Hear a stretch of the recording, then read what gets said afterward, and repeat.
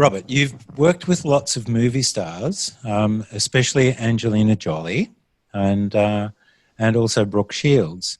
And you've done a lot of charitable work, and you have some collections of jewellery where you donate all of the money from every sale directly to charities like building schools in Afghanistan and Africa, mostly in war-torn countries. So how did you get into that, and how did that happen? And tell us some stories about some of these people. Let me start with Brooke. Brooke and I met. She was still a young star, and I was just opened a store in Beverly Hills called Diamonds on Rodeo. She came into my store, and we ended up. She invited me for dinner, so we went out, and we actually just became friends after that. And from there, Brooke and I have always had a great appreciation for charity. She knew I was working on a charity that I still am very involved with today, which is for battered women with children. So I've built over 14 shelters over the last little over 30 years. She's always been very supportive of it. When you say shelter, what you mean is a house, don't you? Yeah, so it's basically, some of them are apartment buildings, some of them are larger homes. And what we specialize in is a woman who is unfortunate or a battered woman that has to leave her home for various amount of different reasons, and with children. And so we are a transitional shelter that we help them start a new life. And it could be anywhere from 3 months to 1 year. And so we give them, get the children into their proper education, and we get the mothers into a career, and we teach them everything from cooking to cleaning to get them also help psychologically and having to get their entitlements if they do have any from the government. But that's it's a transitional shelter to start a new life. So that was with Brooke Shields. So Brooke and I have been good friends for a long time, and she's always helped with the shelters financially. And she always wanted to do design some jewelry together. So we did some jewelry together. It was always for personal use and for gifts.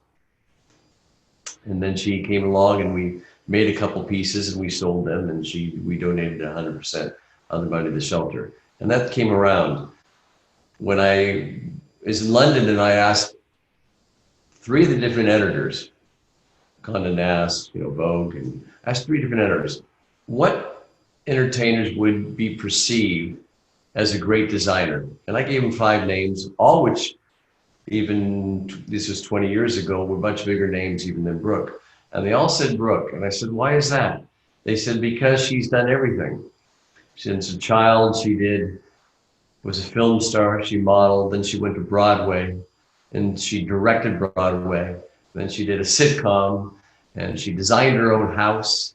So she had various talents, and so she's always been known in the world as a true designer and have great taste. So I never wanted to be someone that was bringing the celebrity for publicity, because I don't advertise and I don't use the publicity. So it was always about more their passion and heart for the charity, along with their passion to design jewels. Angelina is the same way. When I had the company Asprey & Gerard in 1999, the company had lost 100 million pounds that year. So part of it was restructuring it to get it to profitable. So in 2000, when the Academy Award was doing their Oscars, I flew back to Hollywood, kind of in my roots, and asked a lot of friends, how could I get a little attention for the company? So Hilary Swank won for Boys Don't Cry, Best Actress, and Angelina won for Best Supporting Actress, and I had dressed them in jewels, along with 14 other people. And I had no money for the company at the time, so I needed to bring in a little attention. It was the only time that I did an award show.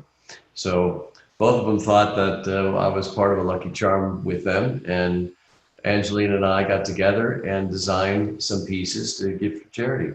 And that's how our relationship started. And we started a charity called EPCC. It's Educational Partners for Children in Conflict, where, as she says, we're going to go help give children education on places in the world that no one wants to go to. So our first school we started was in Afghanistan, and we built 2 there, and then we've built 5 in different locations in the world. And she actually goes to these places and chooses the sites, I believe. Yes, she does. She's tougher than all of us. She flies in there with, well, she goes under with the UN, but she goes there and tries to be very low profile. She'll even sleep in someone's house, and she'll like to speak to all the children, and that's how we find the location. And they're not very pretty areas.